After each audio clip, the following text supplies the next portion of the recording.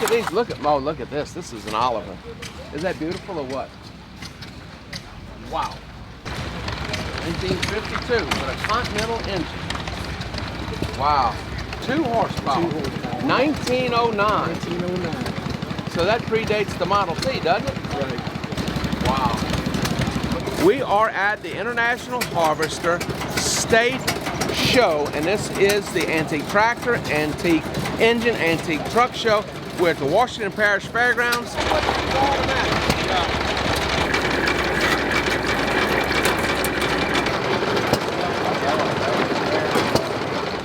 But you can see some of these tractors that are running and still operational are 60 years old. You take care of them, they will last. These machines will last forever. That's a Maytag washing machine engine, 1929, I think. Crank it like that, they had a long hose. They run out the door to manually wash clothes. It had a wringer, it had a washer where you wring the clothes out and you wash your clothes in the drum. But that's how you wash clothes with that. That's all he ever wore was khakis and that hat. He was a sweet old man. He took care of us. So that was probably 60, well, how long was it? About? That would have been about 65. About 1965. Yeah, my grandmother sold it after my grandfather died, and then my aunt wanted to find it, and it took her about 3 months to track it down. It was sitting in the bushes ruining. Yeah. They had to pay 3 times the price to get it back, but sentimental value, you know. I understand. You wouldn't think something that old could run as good as they do. Yeah, we're all cool. Yeah. Hear that? Hear it hurt? Hear that? Ain't that something? That's all original. Wow. And I have an engine just like this, an old Fairbanks horse that I don't have running yet, but there's time. I inherited it from my father, who someone gave it to him about 70 years ago. I got one like that too. Yeah.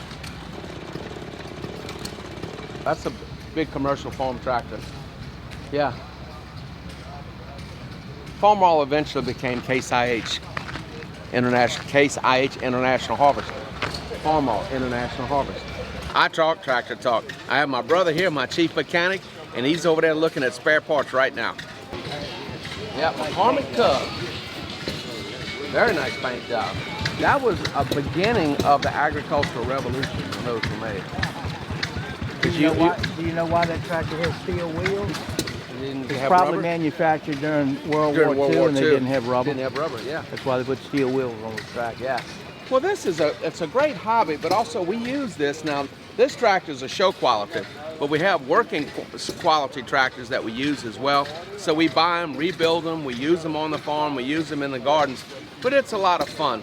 And so this particular tractor a year ago was literally in a briar patch, and it was not running, and we pulled it out of there with a winch, and we've been working on it since. We stripped it all the way down, sandblasted it, cleaned it, redone everything, we rebuilding everything, and gonna make it just like the day it was made. This is used to plant and fertilize. Now Chuck has one like this, but it's a lower slope that we use actually use on the farm. And this is the stuff that's really hard to find. And when you find it in good condition, or basically any condition, you have to scoop it up and put it in the shop. What we will do, by talking to some friends, I've located some spare parts that I need for some of my tractors, right? And so there's an exchange of ideas, but also everybody looks and says, man, his tractor looks pretty good. Can I make mine look that good? And by sharing, we will keep this going again for the next generation. There's a little bit of art with the science and making all this run. But isn't that magnificent? Just look at the engineering. Look how it works.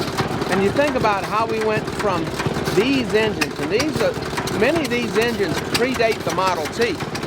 So this is before Henry Ford made the Ford engines. So these predate automobiles. And so they were used to work on the farm. They predate tractors. And so these were the first innovations to run, beginning the Industrial Revolution and industrial scale agriculture, to replace hand labor and mules. And it's wonderful there are people that will restore these and have them available for the next generation.